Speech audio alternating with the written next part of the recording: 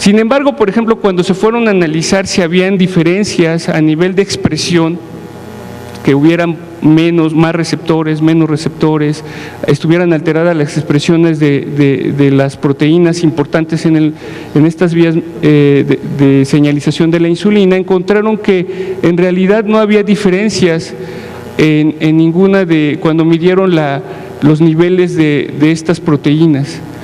Entonces, y sí encontraron, por ejemplo, que había un incremento significativo en IRS.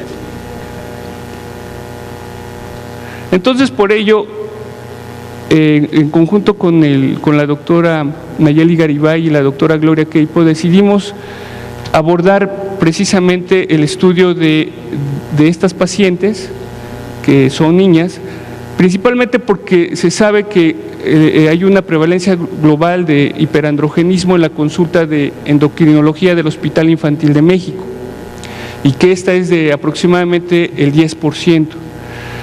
Nuestro objetivo general fue estudiar las características genéticas, moleculares y fenotípicas en niñas y adolescentes que cursan con estos estados de hiperandrogenismo y que se encuentran relacionados precisamente con la resistencia a la insulina.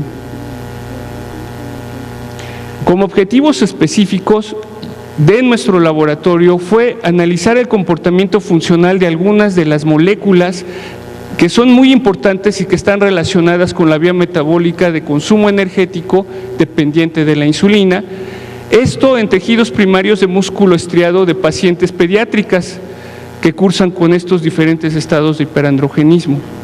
Y para ello evaluamos esto que les mencionaba, la fosforilación en residuos de serina, en esta serina 473, en la treonina 308 de AKT, y también el estado de fosforilación de AS160, además como medir la capacidad de la célula de poder incorporar glucosa en respuesta a insulina.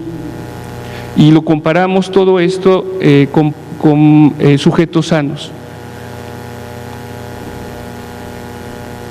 Bueno, aquí son una serie de criterios que se utilizaron para seleccionar a los pacientes, no me voy a detener mucho, pero aquí están algunos de los que tuvieron que ser evaluados y tuvieron que entrar en estas características para que pudieran entrar en el estudio.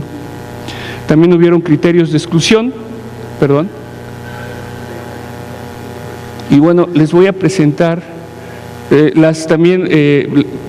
aquí les comento que fue muy importante que dentro de este universo de pacientes que llegan con estados hiperandrogénicos se decidió trabajar precisamente con 3 modelos o con 3 condiciones.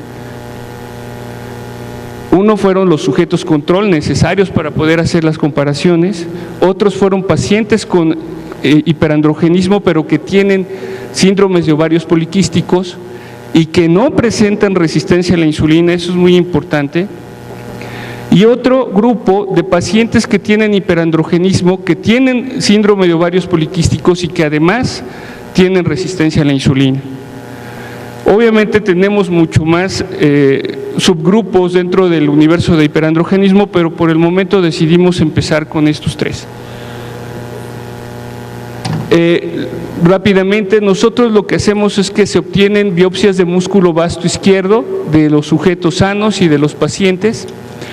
Estas biopsias se tienen que digerir y utilizamos las células aisladas para obtener cultivos primarios.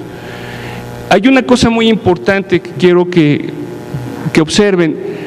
Estos cultivos en realidad tienen que ser diferenciados porque no tenemos realmente miotubos, sí los tenemos, pero los miotubos se mueren, ¿sí?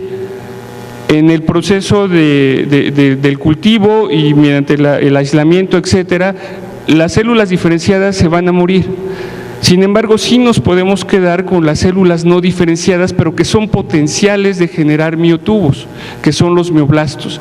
Entonces, en el laboratorio tenemos ya determinado el procedimiento para quedarnos con los mioblastos, diferenciarlos y al final de cuentas tener miotubos, ¿sí? Y con estos miotubos, con estos cultivos de miotubos son con los que trabajamos. Se realizaron ensayos de dosis-respuesta y de cursos temporales para evaluar el estado de activación de las proteínas que les mencioné. Y les presento los resultados. Bueno, lo primero que tuvimos que hacer fue estandarizar, ver que los diferentes cultivos siempre nos dieran más o menos la misma cantidad de proteína. Y además tenemos que tener la certeza de que tenemos los miotubos, porque igual estamos trabajando con fibroblastos o con mioblastos o cualquier otro tipo de células que se hayan quedado durante el aislamiento. Sin embargo, para tener la certeza de esto, lo que hicimos fue identificar a una proteína que se presenta exclusivamente en el estado diferenciado de miotubos, que es la actina sarcomérica. Entonces ven ustedes que esta actina sarcomérica está presente y que no hay cambios aparentes cuando hay estímulos con diferentes concentraciones de insulina o estímulos a diferentes tiempos con una sola concentración de la hormona. Entonces aquí nada más para recordar que vamos a medir el estado de fosforilación de una proteína clave que es AKT, ¿sí? Esta proteína, les mencionaba, tiene estos dos residuos y vamos a ver cómo se encuentra en los estados de fosforilación. Aquí vemos, nos voy a ir a las gráficas, vean ustedes cómo los pacientes, tenemos aquí el comportamiento de los pacientes sanos. Cuando medimos el estado de fosforilación de esta proteína en serina 473, vemos claramente que hay un incremento en función de la concentración de insulina, pero vean algo que a nosotros nos llamó mucho la atención, es que los pacientes que no, estos que tienen resistencia a la insulina, ambos tienen síndrome de ovarios poliquísticos, pero estos que tienen resistencia, vean que en realidad no disminuye esa fosforilación y a nosotros nos llamó mucho la atención eso. Sin embargo, los pacientes que no tienen resistencia a la insulina, sí está alterada esta fosforilación. Evaluamos también en tiempo el estímulo con insulina y vimos exactamente lo mismo. Aquí ya no es concentración, es una sola concentración, perdón, y vean ustedes cómo los pacientes sanos tienen un comportamiento, ¿sí? Los pacientes que tienen resistencia, otra vez no se ve alterada esta fosforilación, pero los pacientes que sí tienen resistencia a la insulina sí se ve alterada. Ahora nos fuimos a la otra, que aparentemente esta sí es importante a nivel metabólico, y aquí encontramos lo contrario. Primero vemos, este es el control, que hay una respuesta buena de la fosforilación de esta enzima en este residuo, pero vean ustedes qué sucede en los pacientes que tienen resistencia, tienen una respuesta muy baja, y los pacientes que no tienen resistencia, a pesar de ello, sigue siendo baja, pero no comparado con el que sí tiene resistencia. Lo mismo sucede en términos de midiendo el tiempo del efecto de insulina. Vean ustedes aquí controles y se ven alterados los dos grupos que tienen resistencia, los dos grupos de pacientes con ovarios, los que tienen resistencia y los que no lo tienen.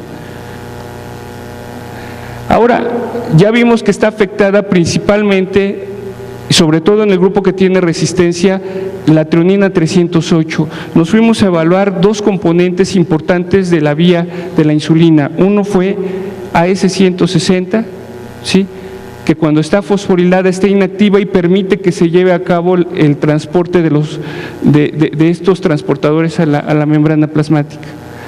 Y vamos a ver qué sucedió. Vean ustedes, aquí les muestro en relación al control, es más fácil verlo aquí.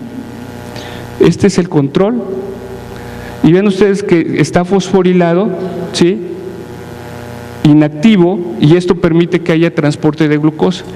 Estos que tienen resistencia a la insulina, está prácticamente inhibida esa fosforilación. Eso quiere decir que estaría activo esta proteína y que estaría inhibiendo el transporte de glucosa. Algo similar sucede con el grupo, pero no tan dramático como con el que son resistentes, sucede con